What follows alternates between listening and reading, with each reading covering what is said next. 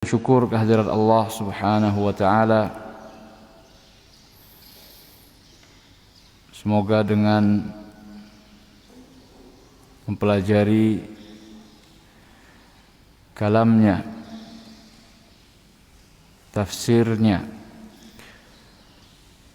kita semua mendapatkan tambahan hidayah dan taufik dari Allah Subhanahu wa taala, yang mana hidayah ini merupakan sesuatu yang sangat berharga, yang sangat mahal, yang senantiasa dicari, yang digunakan untuk bisa mencapai tujuan. Karena hidayah itu petunjuk yang bisa menghantarkan kepada sesuatu yang ingin dicapai, yaitu surga Allah Subhanahu wa ta'ala. Salawat dan salam tidak lupa kita sanjung sajikan kepada Nabi kita Muhammad sallallahu alaihi wasallam, dan juga kepada keluarga beliau serta para sahabatnya semuanya. Ma'asyiral muslimin rahimani wa rahimakumullah. Kita lanjutkan tafsir As-Sa'di. Kita sudah masuk kepada pembahasan tentang sifat-sifat orang-orang munafik. Allah Subhanahu wa taala berfirman,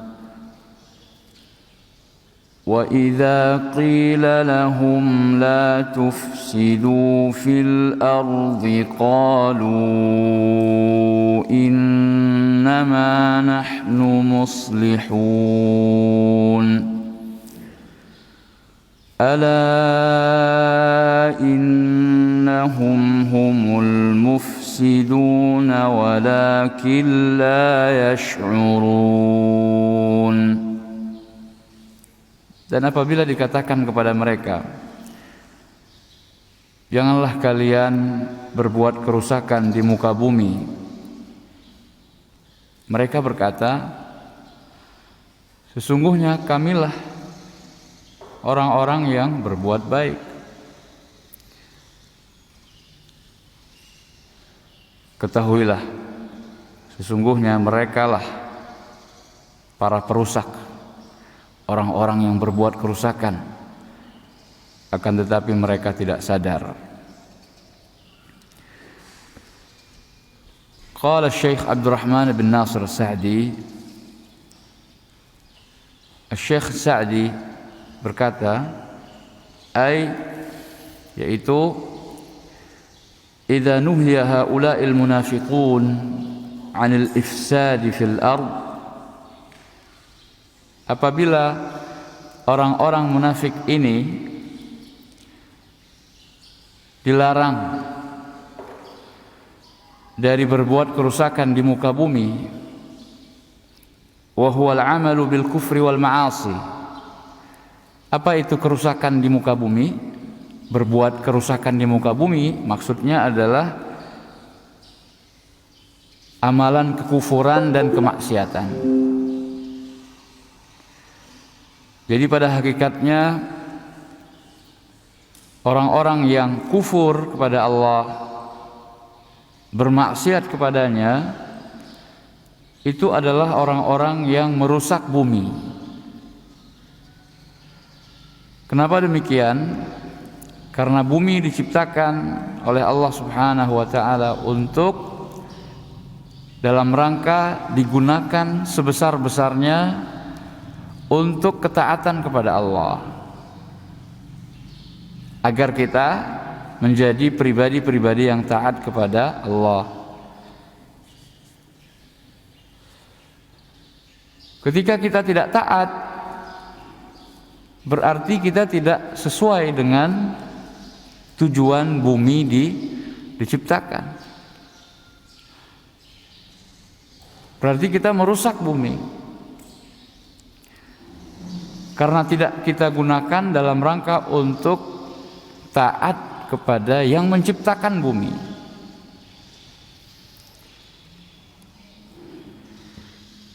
Wa minhu, dan termasuk juga di dalam melakukan kerusakan di atas muka bumi adalah izharu sarairil mu'minin li'aduwwihim wa muwalatuhum lil kafirin, yaitu mereka orang-orang munafik membocorkan rahasia-rahasia orang-orang beriman kepada musuh-musuh mereka. Ya, kita harus mengetahui konteks ketika wahyu itu turun. Di Madinah, tempat orang-orang beriman, Rasulullah dan para sahabatnya tinggal. Bersama mereka, di tengah-tengah mereka ada orang-orang munafik. Nah, orang-orang munafik ini, ya karena dasarnya mereka tidak suka terhadap orang-orang Islam,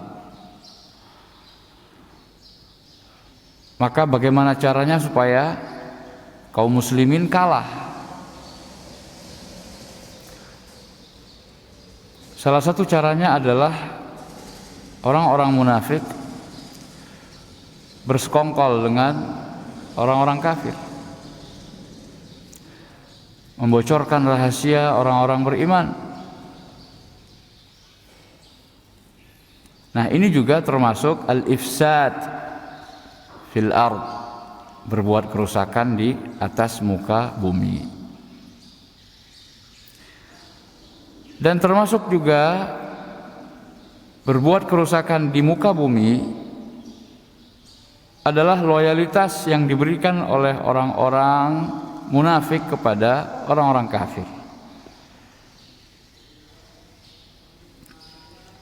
Bermualat, berloyalitas kepada orang-orang kufar. Ya, karena tadi orang-orang kafir karena kekufurannya dia tidak taat kepada Allah, seharusnya menyembah hanya Allah saja, tetapi yang lain pun disembah, yang lain pun diibadahi. Ini pada hakikatnya kerusakan. Makanya tidak boleh membantu kerusakan, tidak boleh loyal kepada sesuatu yang merupakan sumber kerusakan.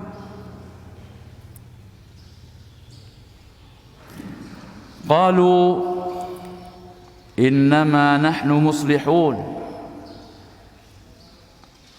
Kalau dilarang untuk berbuat kerusakan, mereka mengatakan sesungguhnya kamilah orang-orang yang berbuat perbaikan. Fajama'u bainal 'amali bil fasadi fil ard wa idhar annahu laysa bi ifsadin bal huwa islah. Mereka menggabungkan antara berbuat kerusakan di muka bumi dan menunjukkan bahwa apa yang mereka lakukan itu bukan kerusakan, bukan pengerusakan, tetapi perbaikan.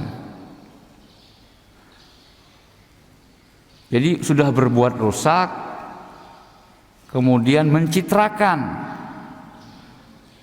seakan-akan itu perbaikan, atau mengklaim, mengaku kalau itu adalah perbaikan, padahal hakikatnya kerusakan. Qalban lil haqa'iq, memutarbalikkan fakta. Nah, ini salah satu ciri dan sifat orang munafik, pencitraan. Dia tidak mau menampakkan yang hakiki di dalam hatinya, yaitu kekafiran, kekufuran, ingkar. Justru sebaliknya yang dia tampakkan adalah seakan-akan dia adalah seorang muslim, orang yang berserah diri kepada Allah dan Rasulnya, taat dan tunduk kepada Allah dan Rasulnya, seakan-akan loyal bersama orang-orang beriman yang lainnya. Tapi ternyata musuh dalam selimut, gunting dalam lipatan, serigala berbulu domba. Jadi bahaya sekali. Sudah berbuat rusak, tapi pencitraan seakan-akan berbuat perbaikan. Double dosanya. Wa jam'an baina fi'lil batil wa i'tiqadihi haqqan, dan menggabungkan antara perbuatan yang batil dan i'tiqad bahwasanya itu adalah hak.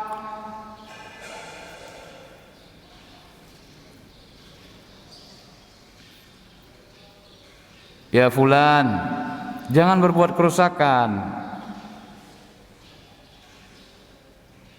Enggak kok, saya berbuat perbaikan. Orang-orang munafik meyakini kalau yang mereka lakukan itu adalah kebaikan. Wa haula'i a'zamu jinayatan mimman ya'malu bil ma'asi ma'atiqadi tahrimiha. Dan orang-orang ini, orang-orang munafik itu lebih besar dosanya daripada orang yang mengamalkan maksiat tapi sadar kalau yang dikerjakan itu adalah haram, maksiat. Jadi masih mending orang yang melakukan maksiat, melakukan pengerusakan, kerusakan, dan dia sadar kalau yang dia lakukan benar-benar hal yang terlarang. Orang munafik lebih parah. Orang yang melakukan sebuah kerusakan tetapi enggak ngaku kalau itu kerusakan, malah meyakini kalau itu adalah perbaikan atau kebaikan. Fahada aqrabu lis-salamati wa arja liruju'i.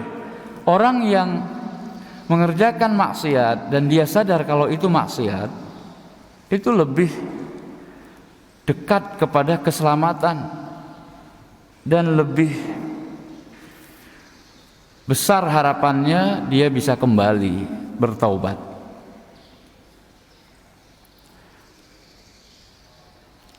Ini sama persis seperti orang-orang yang melakukan bid'ah. Sesuatu yang baru yang tidak ada contohnya, tuntunannya dalam ajaran agama. Kemudian mereka mengatakan ini adalah kebaikan. Makanya bid'ah itu paling disukai oleh iblis dan bala tentaranya. Kenapa? Pelaku bid'ah tidak pernah merasa kalau itu adalah dosa. Imam Syafi'i mengatakan man istahsana faqad syara'. Barang siapa yang menganggap baik sebuah perbuatan dalam masalah agama tapi tidak ada dasarnya, tidak ada dalilnya, maka sungguh dia telah berbuat atau membuat syariat baru. Sungguh dia telah menandingi Allah dan Rasulnya sebagai pembuat syariat. Jadi orang-orang pelaku bid'ah itu tidak merasa kalau mereka salah. Karena enggak merasa salah, ya mana mungkin mau bertaubat? Bertobat dari apa? Bertobat dari apa yang mereka yakini sebagai sebuah kebenaran atau kebaikan? Enggak mungkin. Makanya bid'ah ini termasuk penyakit syubhat. Syubhat. ada kerancuan, ada rantai ilmu yang belum sampai. Makanya harus disampaikan sebagai penegakan hujjah, penyampaian argumentasi. Kalau perbuatan bid'ah itu terlarang. Kata Nabi SAW, "Man 'amila 'amalan laisa 'alaihi amruna fahuwa rad." Barang siapa yang mengerjakan sebuah amalan yang tidak ada perintahnya dari kami, maka akan tertolak, tidak akan dianggap, apalagi mau diterima oleh Allah Subhanahu wa ta'ala. Enggak sesuai dengan ikrarnya. Asyhadu an la ilaha illallah wa asyhadu anna Muhammadan Rasulullah. Oke, yang pertama ikhlas. Asyhadu an la ilaha illallah. Saya melakukan amalan bid'ah ini ikhlas kok. Enggak cukup dengan ikhlas. Harus sesuai dengan asyhadu anna Muhammadan Rasulullah.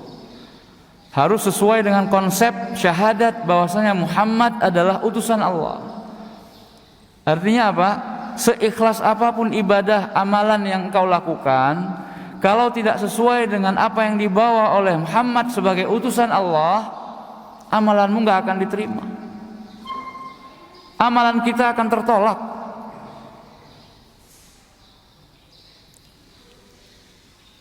Makanya hati-hati. Berbuat bid'ah salah satu perangkap iblis, perangkap syaitan untuk menyesatkan anak-anak Adam. Walamma kana fi qaulihim innama nahnu muslihun, dan ketika mereka mengatakan sesungguhnya hanya kami yang berbuat baik. Jadi innama ini mengesankan bahwasanya mereka membatasi hanya mereka saja, orang-orang munafik itulah yang berbuat baik. Maka dibantah oleh Allah. Hasara lil islahi fi janibihim. Mereka seakan-akan membatasi al-islah, perbaikan itu dari sisi mereka. Wa fi dhimnihi, dan termasuk di dalam pernyataan mereka tersebut mengandung makna annal mu'minina laisu min ahlil islah, bahwasanya orang-orang beriman, orang-orang Islam itu bukanlah orang-orang yang menghendaki dan berbuat perbaikan. Seperti sekarang ini yang dituduhkan oleh oknum-oknum yang mengaku Islam, bahwasanya orang-orang yang berpegang teguh kepada Al-Quran dan Sunnah dikatakan ekstremis. Orang-orang yang menghendaki agar umat ini kembali kepada khittah al-ula, jalan yang pertama yang dulu pernah ditempuh oleh Rasulullah dan para sahabat, dikatakan radikal,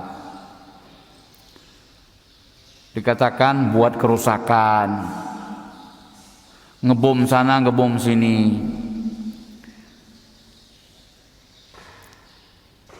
Nah, ini yang perlu diluruskan.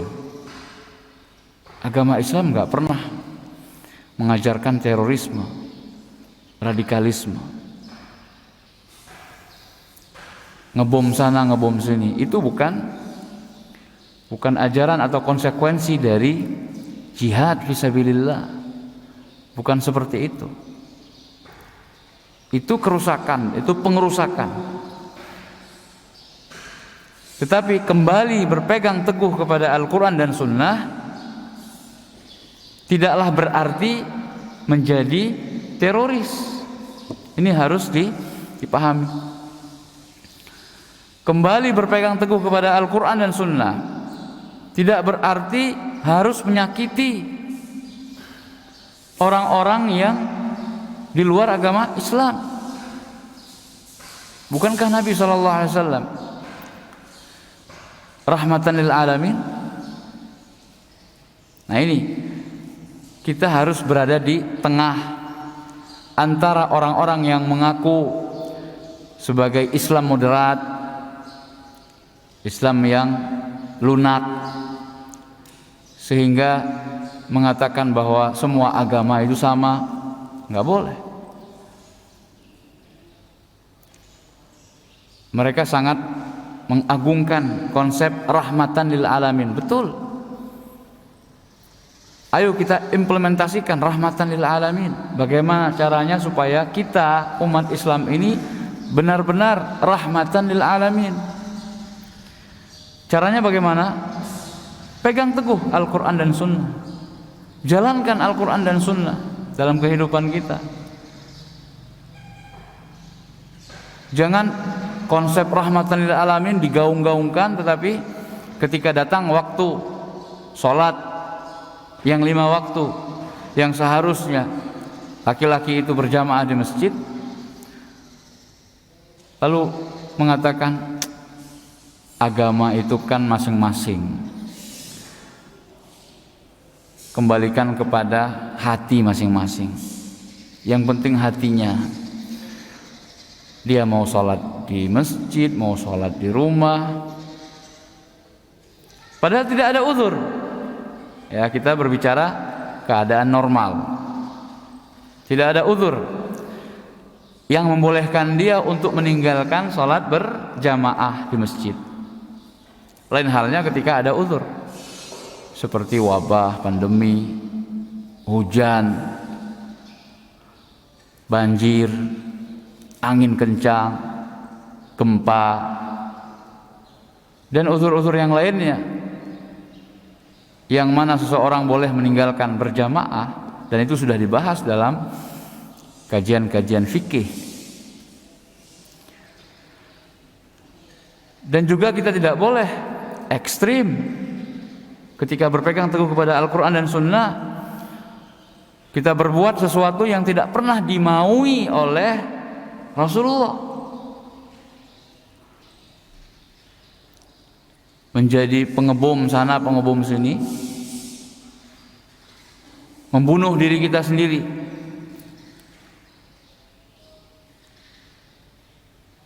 membuat ketakutan dan ketidakamanan negeri tempat kaum muslimin tinggal dan hidup. Itu ajaran Islam? Lah. Mana rahmatan lil alaminnya? Kalau kita berpegang teguh kepada Al-Quran dan Sunnah, insya Allah konsep rahmatan lil alamin akan bisa diejawantahkan.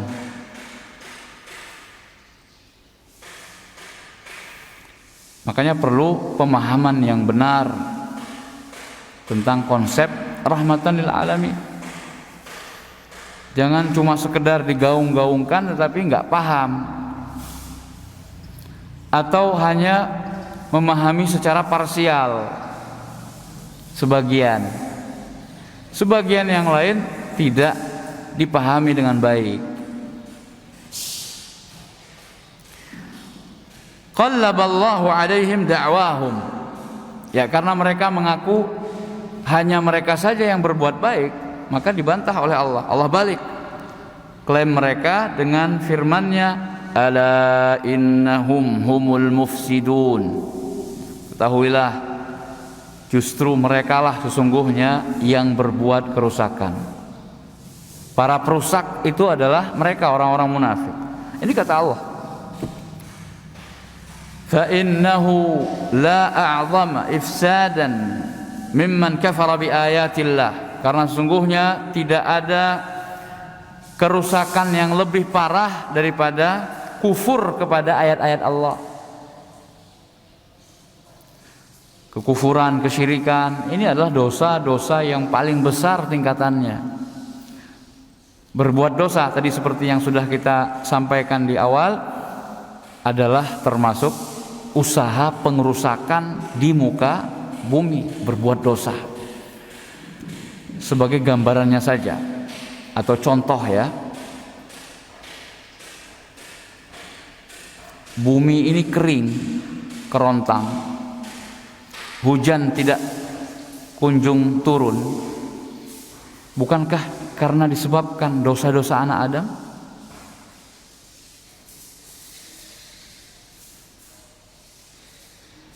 Hal muni'tum min qatrin min as-sama' illa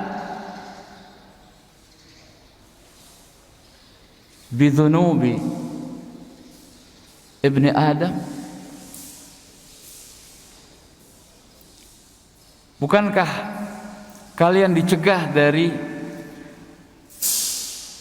tetesan air hujan melainkan karena dosa-dosa anak Adam?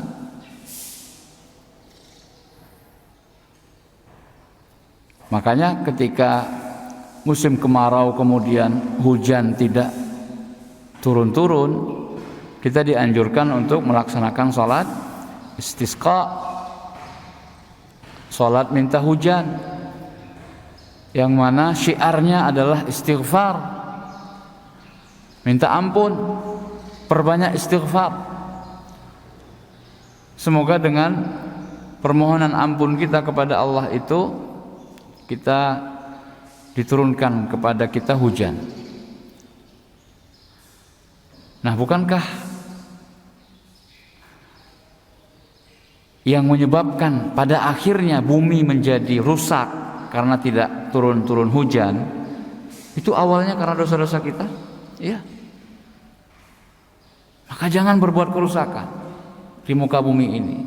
Ba'da islahiha, setelah diperbaiki oleh Allah, setelah dihidupkan dengan gemah ripah ijo royo-royo, betapa indah bumi ketika Allah ditaati, syariat dijalankan, agama dijadikan sebagai pegangan. Namun tatkala Allah dimaksiati, syariat dilanggar, agama dipermainkan dan dijadikan bahan olok-olokan, tunggulah saat kehancuran bumi tersebut. Ya, karena tidak ada yang lebih parah kerusakannya dibandingkan kufur kepada ayat-ayat Allah, mengingkari ayat-ayat atau kekuasaan Allah, wasadda an sabilillah, dan menghalangi orang untuk ke jalan Allah. Ini sebagaimana yang dilakukan oleh generasi pertama ketika Islam datang, orang-orang kufar Quraisy. Apa yang dilakukan oleh pemuka-pemuka atau tokoh-tokoh Quraisy ketika Nabi SAW mendakwahkan agama Islam di Mekkah? Mereka berusaha menghalangi agar dakwah itu tidak tersampaikan. Bagi yang sudah mendapatkan dakwah, diintimidasi, diancam, dipaksa keluar, dipaksa mengingkari apa yang dibawa oleh Nabi Muhammad SAW. Kalau tidak, maka ada ancaman bunuh, siksaan, pemutusan hubungan kerabat, tidak lagi dianggap sebagai anak, tidak lagi diberikan harta dan lain sebagainya. Ya, seperti Mus'ab bin Umair.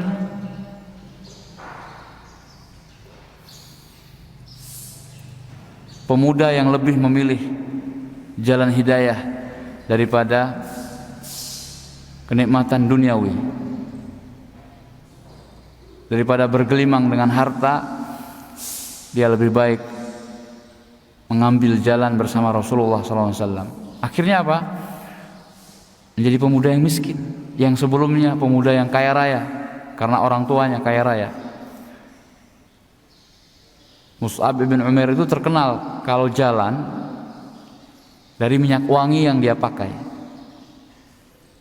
Orang akan tahu barusan tadi di jalan ini lewat Mus'ab bin Umair, karena hanya dia yang pakai minyak wangi itu.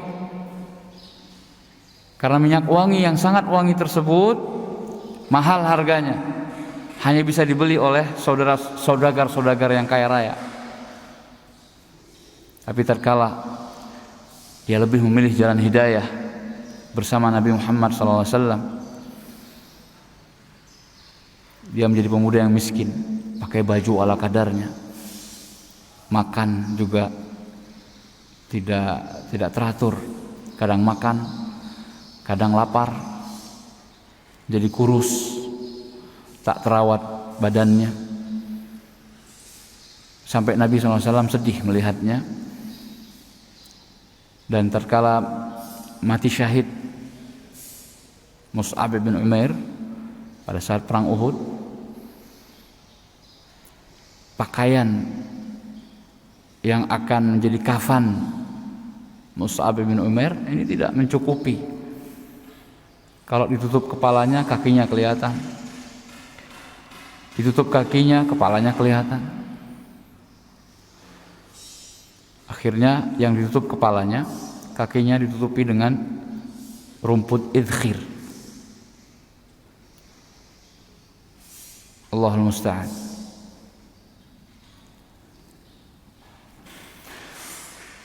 Ini usaha-usaha orang-orang kufar, orang-orang munafik untuk menghalang-halangi manusia menuju jalan Allah, menghalang-halangi manusia mendapatkan hidayah sunnah. Seperti sekarang ini, ketika ada orang-orang yang berupaya untuk menghalang-halangi manusia untuk mendapatkan hidayah berupa sunnah, kajian-kajian sunnah dicekal karena khawatir kalau mendapatkan hidayah maka konsekuensinya seperti yang mereka bayangkan.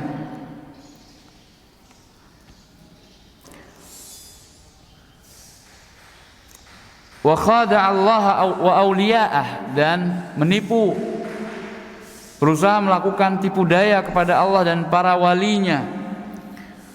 Wa walal muharibina lillahi wa rasulih. Dosa apa yang lebih besar daripada dosa berloyal kepada orang-orang yang memerangi Allah dan Rasulnya?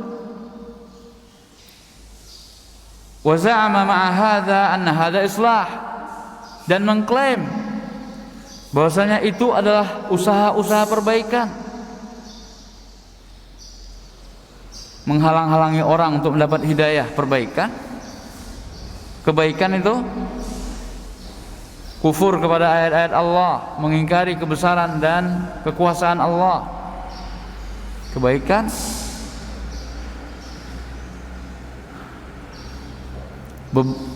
membuat makar terhadap Allah dan Rasulnya, wali-wali Allah. Kebaikan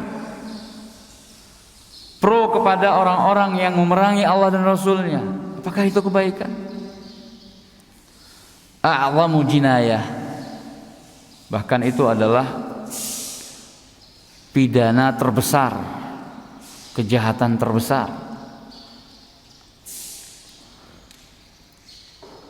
Setelah itu ngaku kalau itu adalah usaha-usaha untuk memperbaiki umat.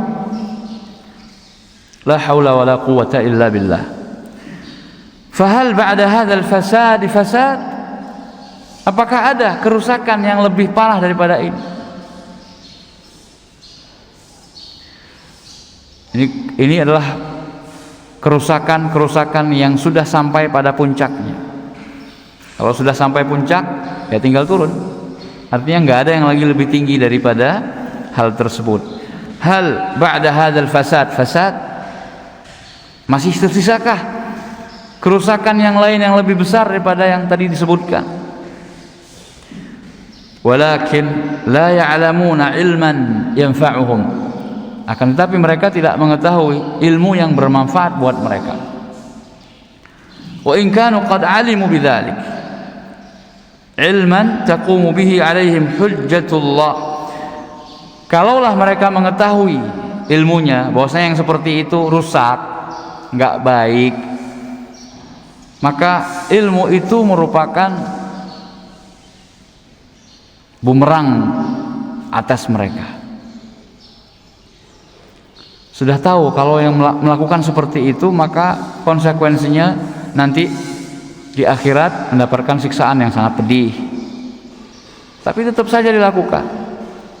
Ya, berarti sudah tegak kepadanya hujjah. Sudah sampai kepadanya alasan nanti kalau dia disiksa. Kenapa saya disiksa? Saya kan Islam. Kok saya masuk neraka? Saya kan Muslim. Sudah sampai alasan kepadamu. Kenapa dulu ketika di dunia kamu munafik?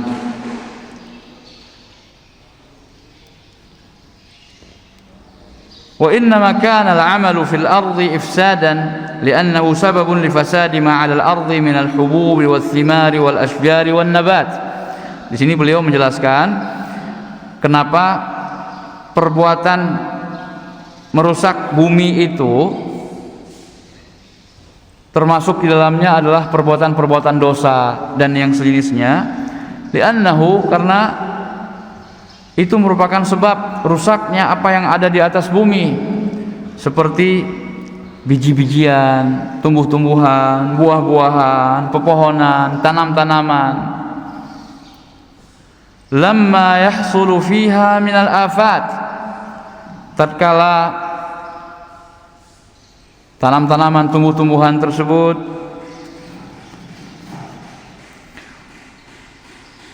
tidak tumbuh sebagaimana mestinya, allati sababuhal ma'asi, yang mana sebabnya adalah kemaksiatan. Semakin banyak maksiat yang terjadi di atas muka bumi, maka akan semakin banyak hilang keberkahan.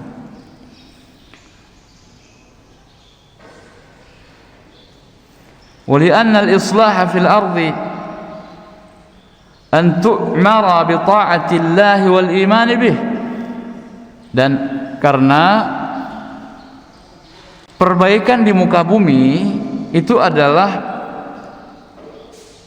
memakmurkan bumi dengan ketaatan kepada Allah dan keimanan kepadanya. Lihada khalaqallahul khalq, karena itulah Allah menciptakan makhluknya, yaitu agar Allah ditaati. Wa askanahum al-ardha, dan karena itulah Allah membuatkan tempat tinggal bagi makhluknya di bumi, agar mereka tunduk kepada Allah, patuh, bukan malah membangkang, bukan malah sombong. Allah yang menurunkan hujan, Allah yang menghidupkan tumbuh-tumbuhan, Allah yang membuat panen mereka berhasil. Tapi ketika mau panen, sehari sebelum panen, mereka melakukan sesaji, meletakkan sesaji di pinggir-pinggir sawah mereka misalnya, atau ladang mereka yang mereka peruntukkan untuk penunggu tempat tersebut supaya aman panennya besok. Seakan-akan mereka lupa bahwasanya dari awal sampai akhir mau panen itu semuanya berkat rahmat Allah. Yang nyuruh naro itu siapa? Sesaji. Ketika mau panen, siapa yang nyuruh? Allah. Pak Ustadz, ini kan dalam rangka untuk bersyukur. Bersyukur kepada Allah, hasil panennya diberikan sebagiannya sebagai zakat. Mau syukuran? Ya udah, habis panen ambil bagian untuk dibagikan kepada sesama, pada orang-orang saudara-saudara kita yang membutuhkan, fakir miskin. Itu bentuk rasa syukur yang ada ajarannya, tuntunannya dari agama. Tapi kalau hasil panen terus dibuang ke sungai, dibuang ke laut, atau disedekahkan, sedekah bumi istilahnya, yang mana kita nggak boleh sebagai yang punya itu tidak boleh menyentuh sedekah bumi tadi. Kalau kita makan, maka nanti akan kualat, akan terjadi malapetaka. Ini rezeki dari Allah. Siapa yang mengharamkan kita sebagai pemiliknya untuk makan dari hasil panen tersebut? Oh, ini kan sudah kita serahkan untuk, dalam tanda kutip, yang menjaga sawah kita. Emang siapa yang menjaga sawah kita? Roh halus. Jadi kalau nggak mau diganggu, ya sajikan untuknya. Subhanallah. Ini sudah membagikan hak yang hanya khusus milik Allah untuk selain Allah. Seakan-akan roh halus tersebut yang membuat manfaat dan madarat, sehingga kita menjadi hamba selain kepada Allah, juga hamba kepada roh halus itu. Kami nggak menyembah, kami nggak beribadah kepadanya.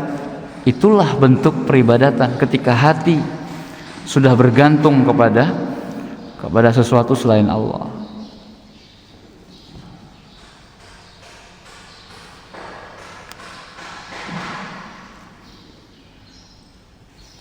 Wa adarra alaihimul arzaq, dan Allah lah satu-satunya yang mengalirkan kepada mereka, makhluknya, rezeki-rezeki mereka. Allah yang mengatur semuanya. Si fulan dapat panen sekian, tetangganya juga panen yang sama tapi lebih banyak. Syukuri, alhamdulillah. Jangan, wah, tetangga saya lebih banyak karena sesajinya lebih besar, lebih banyak. Akhirnya, saya juga harus kasih sesaji yang lebih mantap.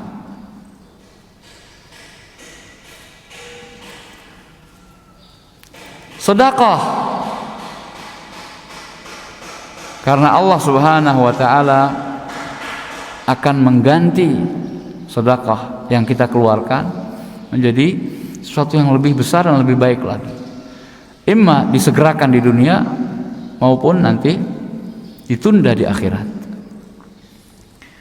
Liyasta'inu biha ala ta'atihi wa ibadatihi. Jadi Allah ciptakan segala sesuatu yang ada di muka bumi ini dalam rangka untuk mendukung ketaatan hambanya kepada Allah dan ibadahnya kepada Allah.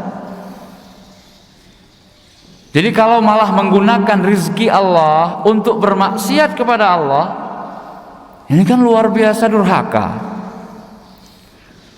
Anak sejak dari kecil, masih bayi, dipelihara oleh orang tuanya, dikasih makan, gemuk, sehat. Ternyata sampai besar, sampai dia kuat, malah dia jadikan itu sebagai alat untuk memukul orang tuanya, untuk menendang orang tuanya. Apa enggak luar biasa itu durhakanya?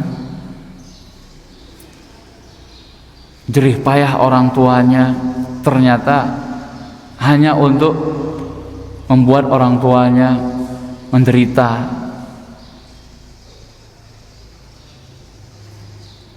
Na'udzubillah min al-uquq. Kita mohon perlindungan kepada Allah dari sifat durhaka kepada orang tua. Kalau durhaka kepada orang tua sesuatu yang tidak bisa kita terima, seharusnya kita lebih tidak bisa terima lagi ketika ada hak Allah yang dilanggar. Ketika Allah disekutukan, ketika ada orang berbuat syirik, kita harus lebih marah lagi. Kita harus tidak bisa nerima, lebih besar untuk tidak bisa terima ketika hak Allah yang dizalimi, yang dilanggar dan yang diinjak-injak.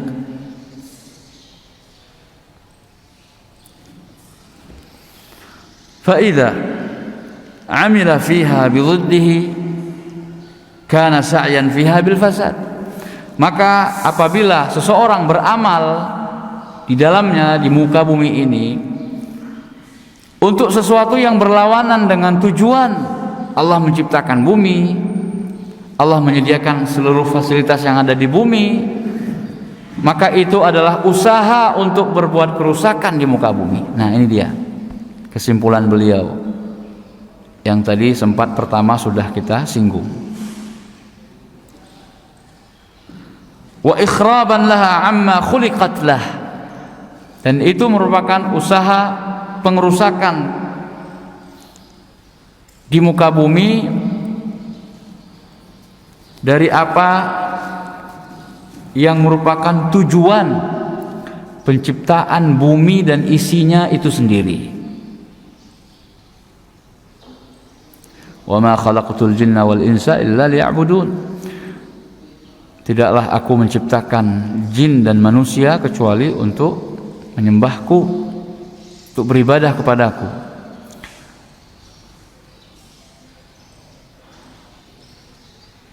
Jadi dalam rangka untuk ibadah tersebut, maka Allah berikan fasilitas.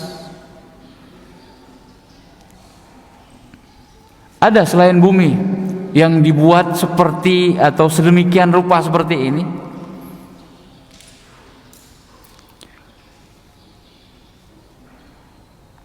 Bisakah kita tinggal selain di bumi? La nastati'. Di tempat yang lain kadar oksigennya tidak sama seperti yang ada di bumi.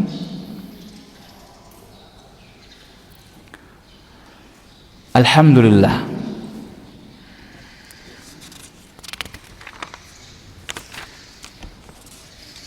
Kemudian kita lanjutkan firman Allah Subhanahu wa taala berikutnya, wa idza qila lahum aminu kama amanan nasu qalu anu'minu kama amana as-sufaha ala innahum humus sufaha walakin la ya'lamun. Ay, kata Syekh Abdurrahman bin Nasir As-Sa'di, idza qila lil munafiqin, apabila dikatakan kepada orang-orang munafik, aminu kama amanan nas, berimanlah kalian sebagaimana orang-orang telah beriman. Itu orang-orang di Madinah sudah pada beriman, sudah pada mengikuti Nabi Muhammad dan para sahabatnya. Ayo kalian kok belum masuk Islam? Ay ka imani sahabah. Jadi maksudnya orang-orang sebagaimana orang-orang telah beriman. Siapa orang-orang ini? Ya, ketika ayat atau wahyu ini diturunkan, yaitu para sahabat Nabi sallallahu alaihi wasallam. Wa huwal imanu bil qalbi wal lisan, yaitu iman dengan sepenuhnya. Iman dengan hati dan lisan, bukan hanya dengan lisan saja.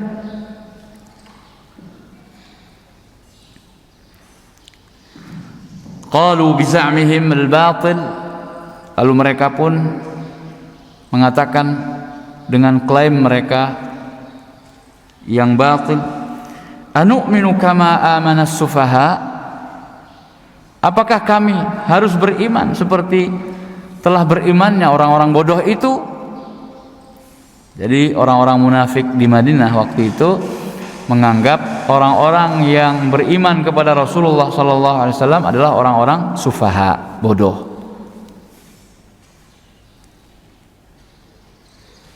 Ya'nuna qabbahahumullah as-sahabah radhiyallahu anhum. Mereka memaksudkan as-sufaha di situ adalah para sahabat Nabi sallallahu alaihi wasallam.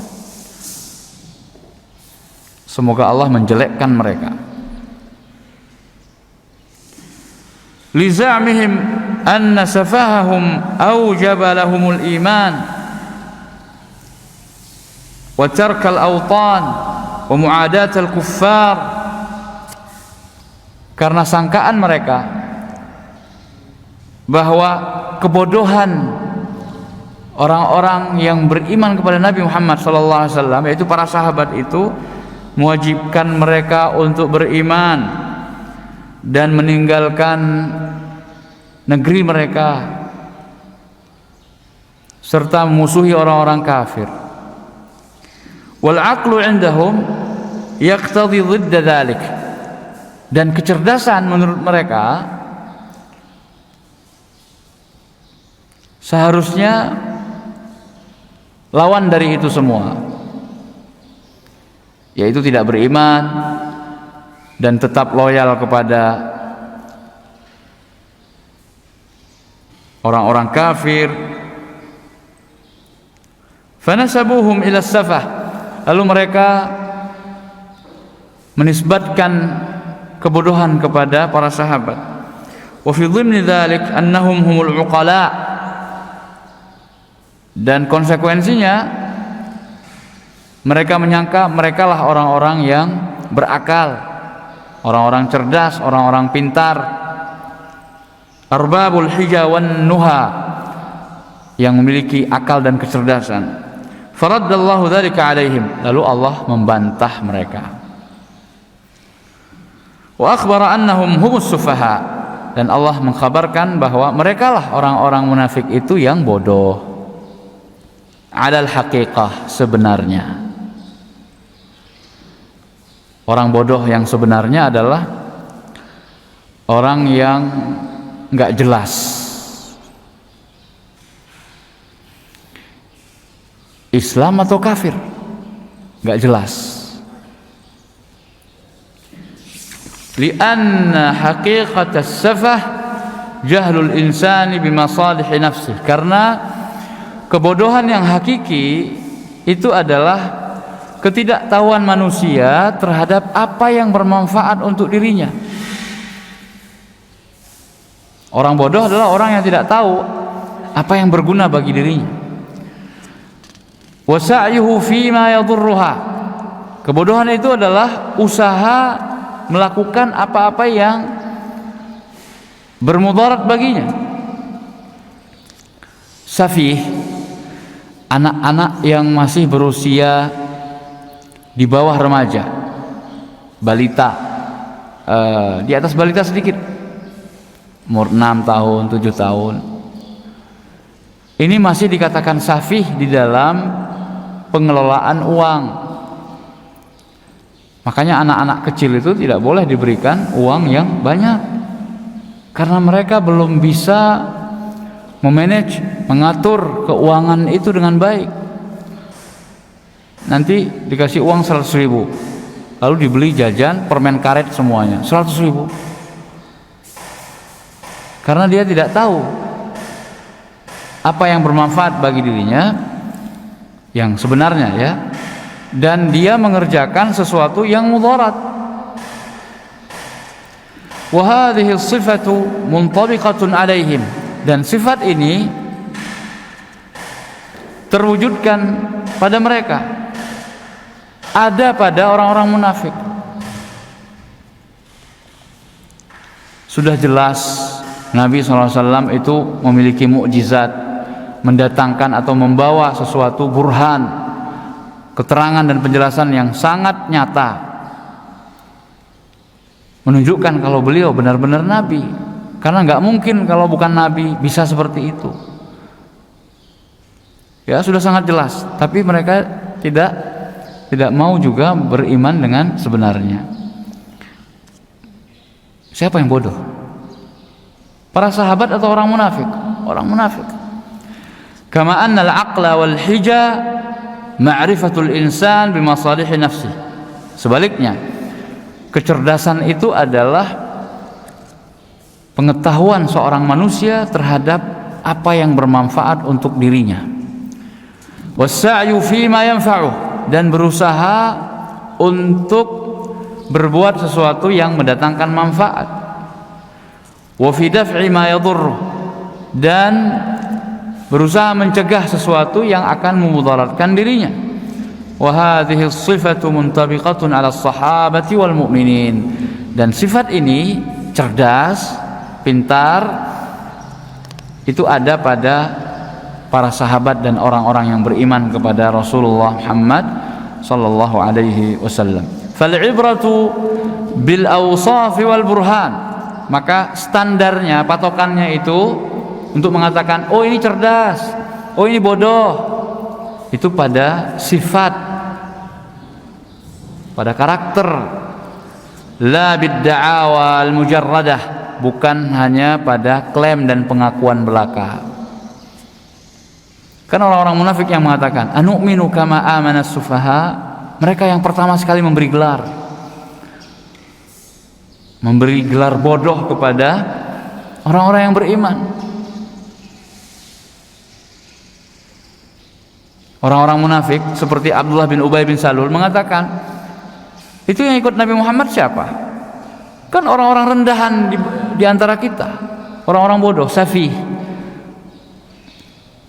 nggak ngerti masalah keuangan, nggak ngerti masalah bisnis, ya. Standar mereka orang-orang munafik duniawi, bukan tokoh, bukan pemuka, rata-rata para budak. Tuh lihat yang ikut Nabi Muhammad, ya, rata-rata para budak yang dia bawa dari Mekah, sekarang jadi muhajirin dan harus hidup berdampingan dengan kita, wahai Ansar, kata orang-orang munafik nih, dalam rangka untuk memprovokasi. Kita lebih berhak untuk menjadi pemuka-pemuka Arab. Ngapain kita ikut? Dan berbagai macam adu domba. Ini kerjaan orang-orang munafik. Kita beriman seperti berimannya orang-orang bodoh itu, mengikuti Nabi Muhammad, semakin panjang jenggotnya. Orang-orang bodoh itu semakin tinggi pakaiannya, congklang. Anu'minu kama amana sufaha, apakah kita beriman sebagaimana orang-orang bodoh itu beriman? Ini dakwah, klaim, pengakuan belaka. Maka kata Syekh Abdurrahman Sa'di, standarnya adalah sifat, bukan pengakuan. Wal aqwal farighah, dan omong kosong, perkataan yang tidak bisa dibuktikan. Kalau kalian menuduh bahwasanya orang-orang yang beriman kepada Rasulullah SAW adalah orang-orang sufaha, bodoh, artinya kalian orang-orang pintar, tidak beriman kepada Rasulullah Muhammad SAW. Buktikan dong.